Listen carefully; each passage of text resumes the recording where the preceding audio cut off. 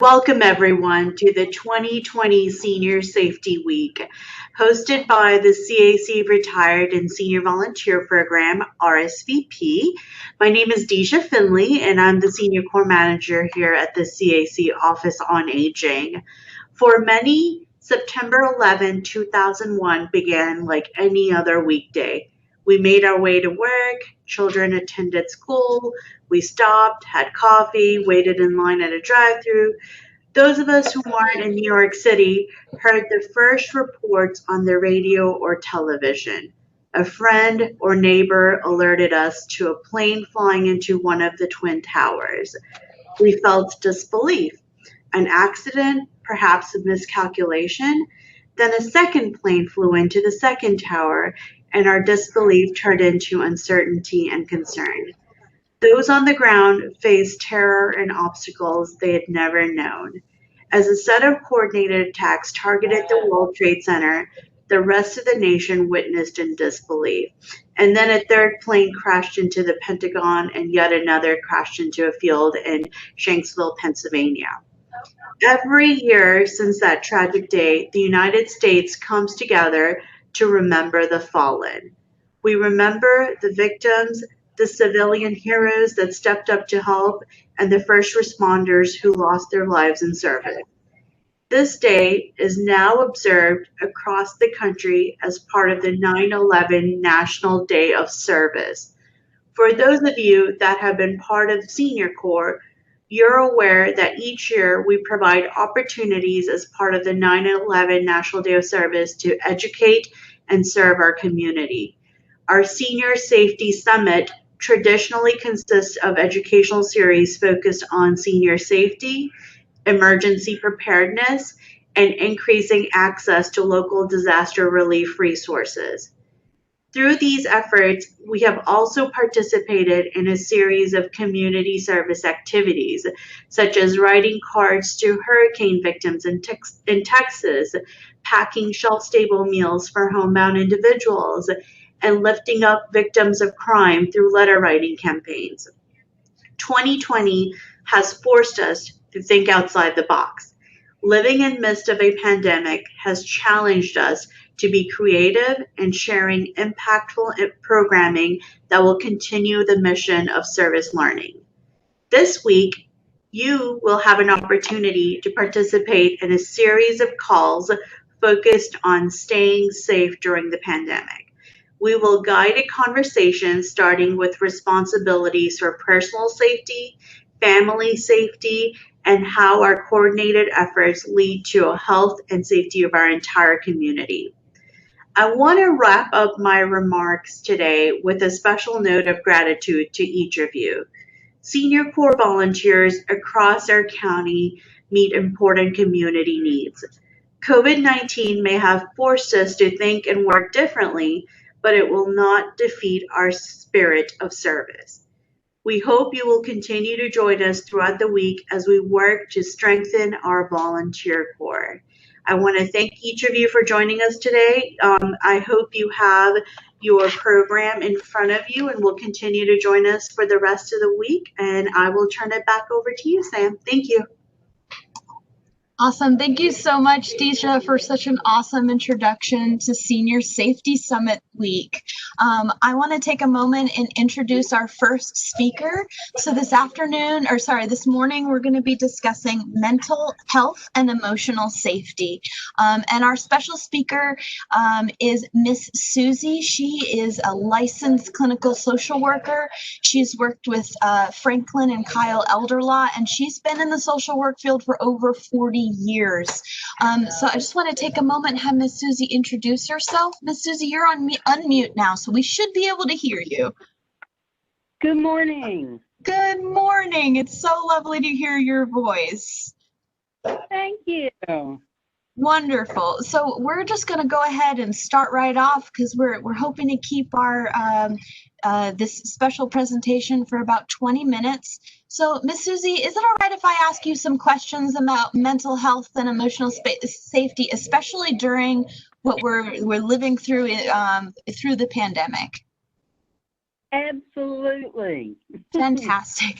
I know you've been in the field for over 40 years, so you are an expert, especially at managing mental health and just like keeping yourself safe emotionally.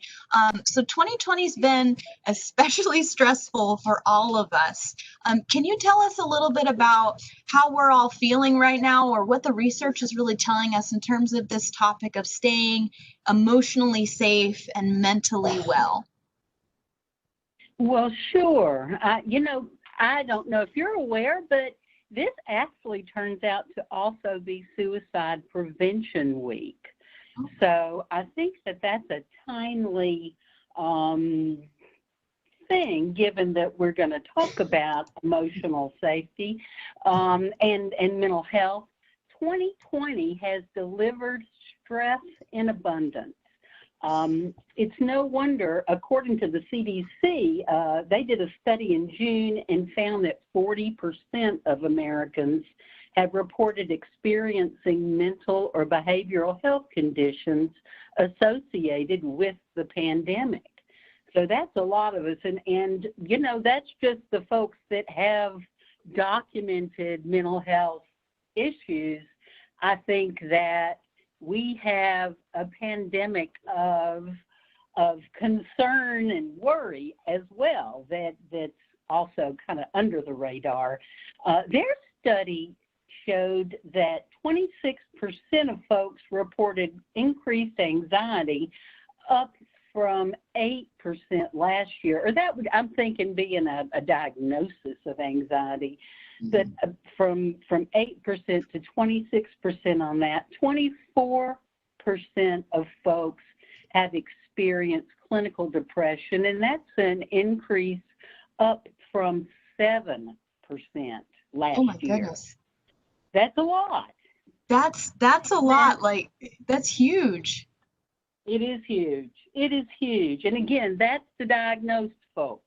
Right. And then 11% of the folks in this study considered suicide within 30 days prior to the study. So that's big. I don't have a comparison, but I think that's of the population, that's a lot. Yeah, absolutely. And this is Suicide Prevention Week as well. We are really on point right now. That is really the worst case scenario, but like stress and worry are part of our everyday lives. And when it gets that bad, where you're feeling that hopeless, and this is why we do what we do, and we talk about what we're doing this for, that purpose is to help people through that process and to prevent that worst case scenario and lift people up.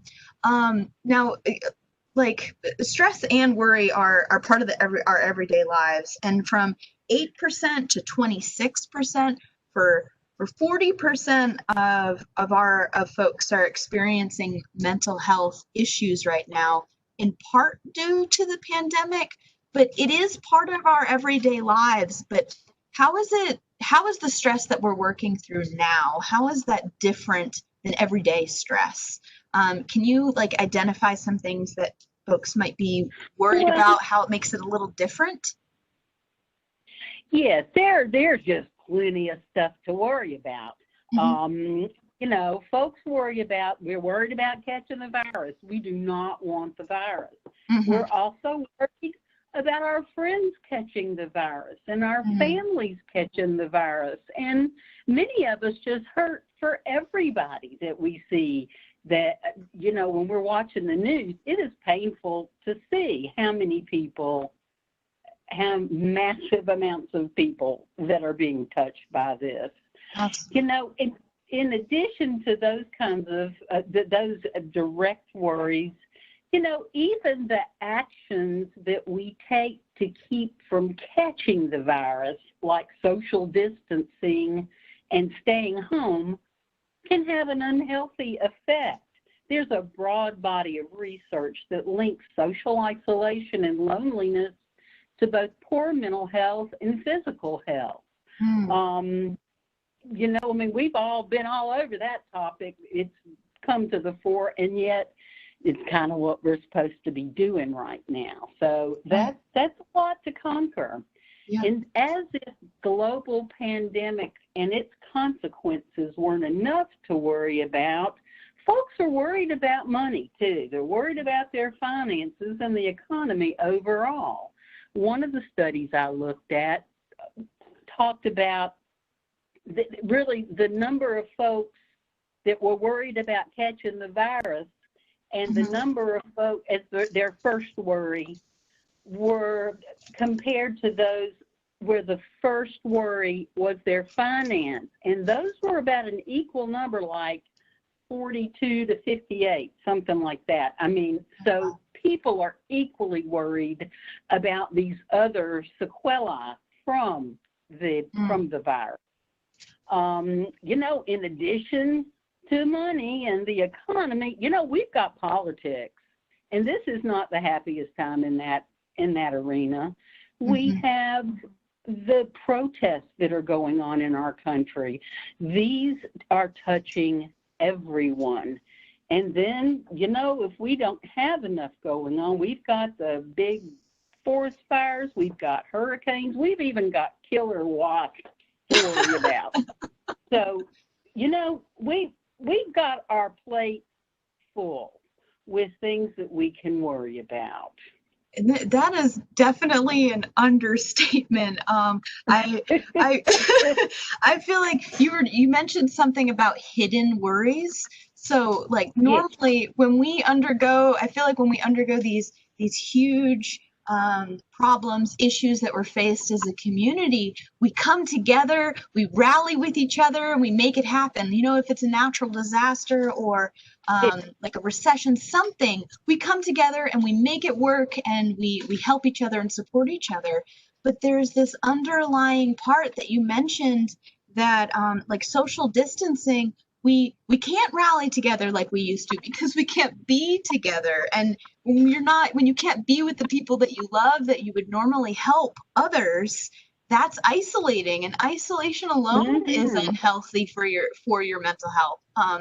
So while we're talking about all this, like trying to work through all of it, this is really, really heavy topic. How do we cope? How do we work through it, Miss Susie? What is what are some ways for us to maintain our mental health?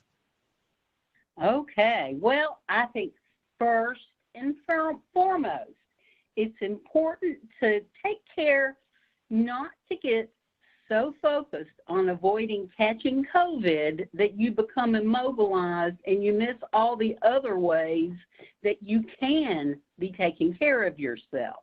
Okay? This means consciously practicing healthy behaviors and coping skills. Okay? So at a time when everything around you feels pretty out of control, I encourage you to pay attention to what you do have control over. Okay? And guess what that is? Your thoughts, your feelings, and your actions. So that's all we really have to hang our hats on. It's our own heads. You bring up a really good point again. Like, you know, you can become immobilized by trying to avoid the threat to you or the risk to you. And it, like, intention and control seem like really, really huge parts of this. So what are some like tangible ways that we can try to manage this stress and still stay safe? Okay. Well, so how do we do that? I'm going to talk about several different ways. Okay. The first is, you know, we tend to believe that our feelings are caused by external events.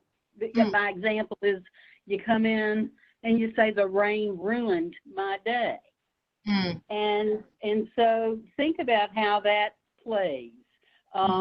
What we've learned through years of research and study is that our feelings are not caused by external events. Now take a second to kind of let that sink in. But the events don't cause how we feel. Okay. It's what we think about the event. Okay. And what we believe about the events that cause that emotional outcome. Okay? All right. So it's not the rain that ruined the day. It's how you think about the rain. Wet, Right. messy, terrible. Mm-hmm. So what would the emotional outcome be if you changed the way you thought about the rain? What if you viewed the rain as beautiful, refreshing, calming, needed? Mm-hmm. This is called reframing, and it's a way to kind of take what you're looking at and see how we can put it in a positive light.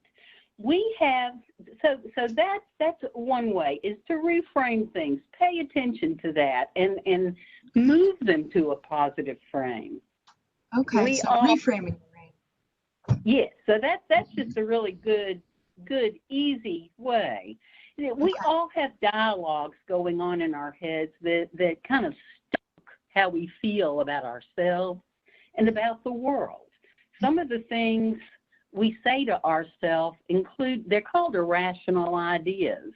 A few examples would be, I must be perfect. I don't know what little girl hadn't grown up thinking you're supposed to be perfect. It's catastrophic if I make mistakes. I must please everyone. Mm-hmm.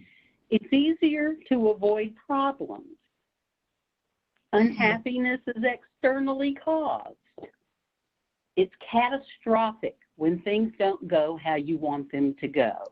So these are referred, as I said, as irrational ideas, and this negative kind of self-talk supports low self-esteem, the feelings of hopelessness and helplessness, and more.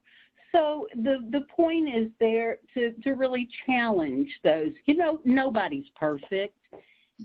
If you make a mistake, you make a mistake. It's not a catastrophe. You can't please everyone. We know it's not easier to avoid problems, even though it feels like it. Again, going through those kinds of ideas and really challenging those and go, wait a minute, and really changing your mind. And that's what this is called. It's called cognitive shift. But changing the way you think will change the way you feel, and it will change the way you behave. So scan your internal conversations for ideas that drive your fears and negativity, and dispute these with positive statements. Okay. So in addition to that, so that's changing your head stuff, all right? The other part is taking action. Nothing better to make you feel like you're in control than being able to do something about the problem, okay? Mm-hmm. So just a few points on that.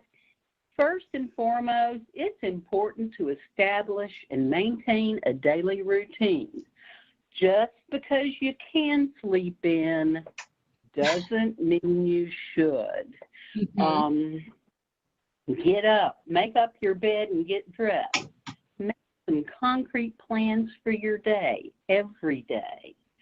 And as I mentioned earlier, make your personal health a priority. And this means getting intentional about your nutrition and your physical exercise. We talk about depression and anxiety, but also all this isolation can also not help if you're having any trouble with your memory, okay? Mm-hmm. So things like taking physical exercise is great for your brain, and good nutrition, great for your brain. And here's the good news. You've got some time, okay? Mm-hmm. Okay. Be careful. We talk about those nutritional things. Also, be careful about your alcohol intake.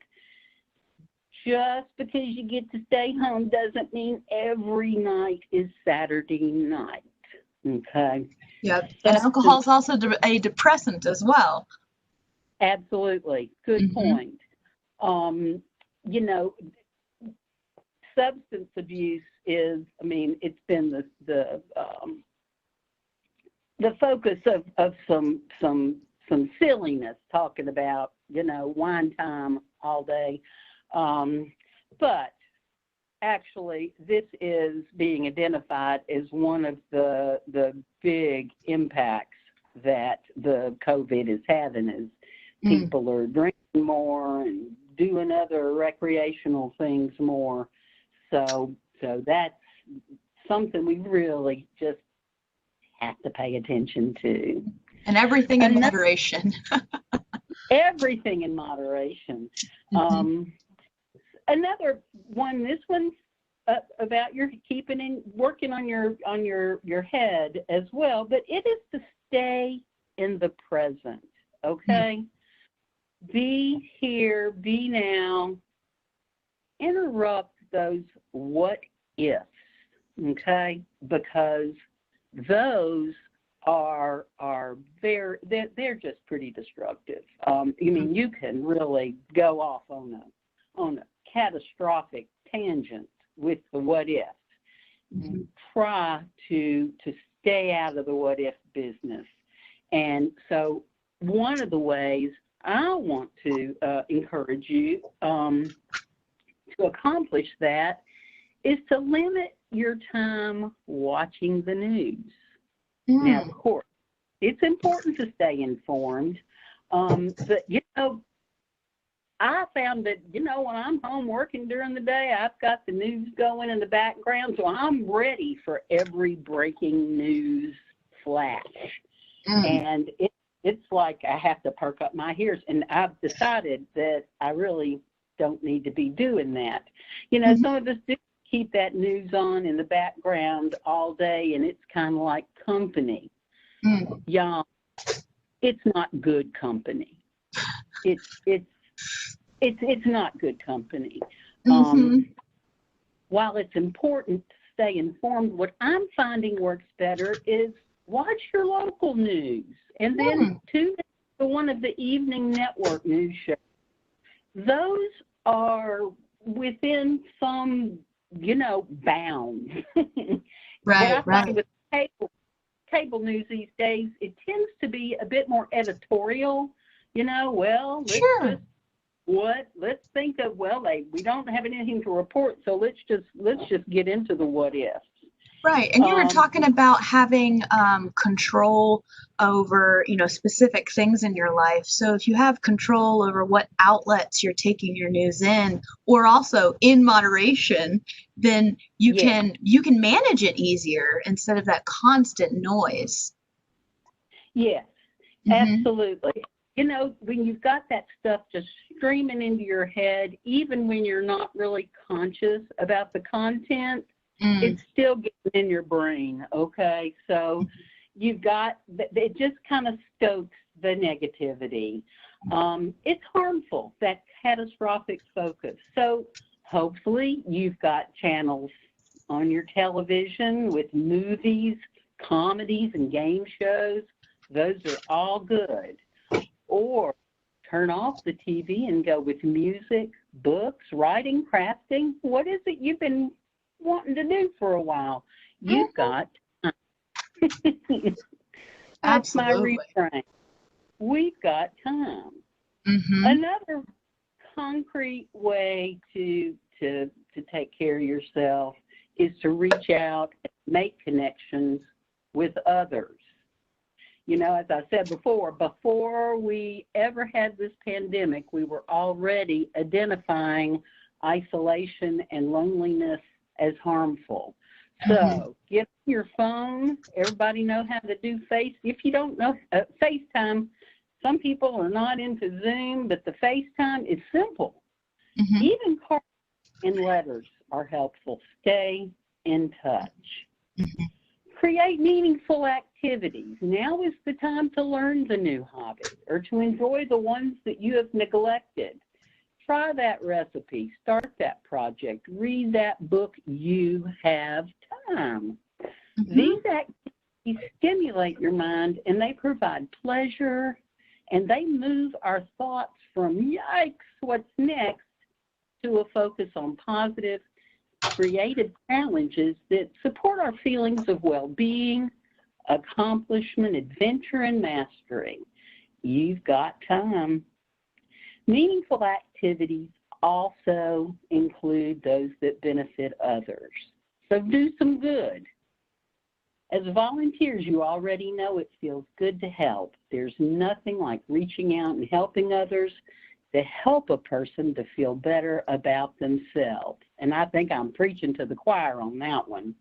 Mm-hmm. We know that even the smallest acts of kindness can mean the world to those who receive them. Practice relaxation, as simple as spending time doing deep breathing or visualizing your happy place, or try out a meditation app on your phone for guided relaxation. There's some really cool apps, and many of those are free. Mm-hmm. Next, and this is the biggie, ask for help when you need it.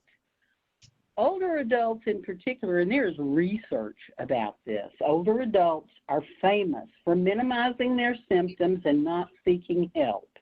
You know, we are more stoic. We're going to endure and it just press on. We don't ask for help, and that's a mistake, okay? There is treatment.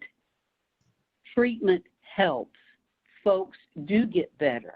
From a mental health perspective, it's important to be able to recognize when those pandemic worries and angst have moved beyond the range of manageable. Symptoms of true clinical depression versus I'm having a moody day. If you're having every day is a moody day, there's something wrong, okay? Other things that you can notice that are observable signs of depression are changes in your sleep pattern. If you're not sleeping or you're sleeping all the time, this is a concern. Changes in appetite, loss of appetite in particular. But some folks tend to stuff all those feelings by eating, and that can also be a sign of depression. Loss of energy, feelings of dread and hopelessness, feeling that life's not worth living, or thoughts of suicide are signals of clinical depression, and these have to be taken seriously. Mm. The way you get started is contact your PCP. I think that's one of the easiest ways just to get going. Another reason it's useful to talk to your own doctor is that there's other medical causes for some of these things, depression in particular, and you want to make sure that you're not having some thyroid issues or some other kind of condition that has depression as an associated symptom, okay? And so the doctor can help rule out all those other things. And they're also going to be able to help with medications and referrals for treatment. You know, you have other resources, just look in your yellow book. But, you know, we do have community mental health services, and those are another way to access that help. Mm-hmm. So the bad news, we are all in this together. The good news, we are all in this together. You are not alone. The pandemic recovery process is taking its sweet time, but truly, taking one day at a time together, we're going to get through it. Miss Susie, thank you so much. I'm just going to recap some of the things that you've mentioned already, and let me know if I've missed anything. You've talked about some really tangible things that can help people manage their emotional health and their mental health as we're kind of navigating through the COVID-19 pandemic. And it does look different than just everyday regular stress and anxiety. Yeah. And so you've talked about like a lot of inside your head stuff. So reframing the rain, you know, whether it's going to ruin your day or it's going to be this great thing that will cool you off. So reframing different outside influences to where it's positive. So that cognitive shift where we're changing our headspace. You've also talked about like physical activity, so nutrition, watching your alcohol intake, developing that routine that we all need, especially when we don't have volunteering and we don't have work on a regular basis like we used to. The reason to wake up in the morning, but our bodies still need it to keep ourselves physically and mentally healthy. You've talked about staying in the present, so trying to limit what ifs, and limiting watching the news, so things that you can't control, and refocusing on what you can control. And something that I find super important is staying in touch with folks.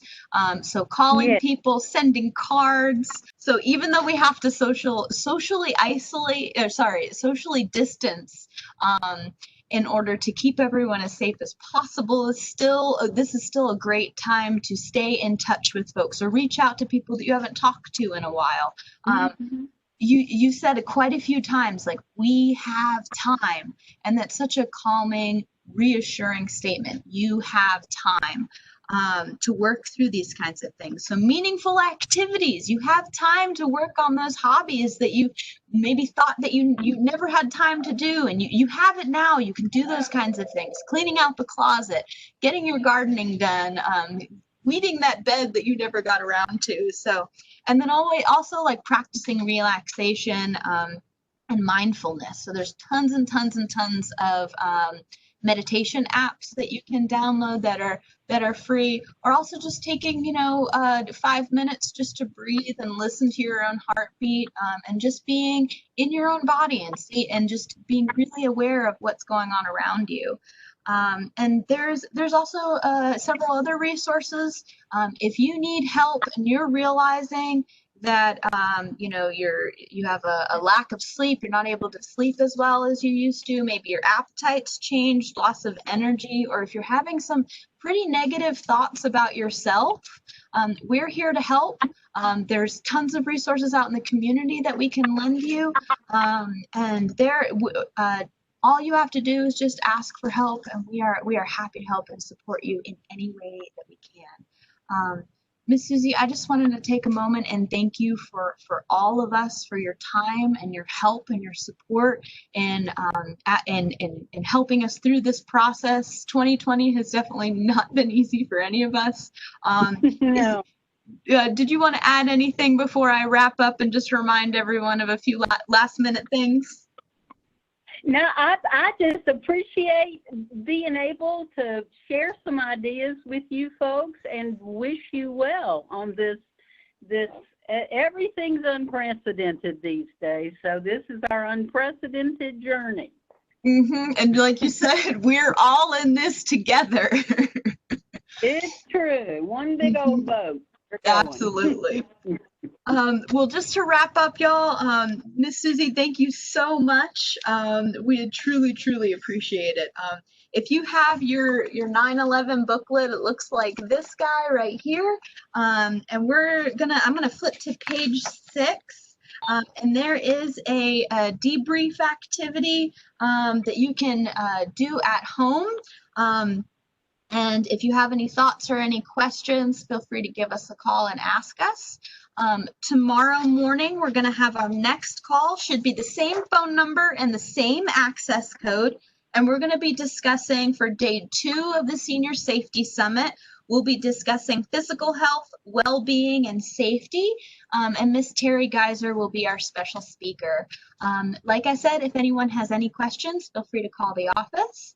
And we look forward to seeing you tomorrow. Thanks, guys. We're going to go ahead and end the call.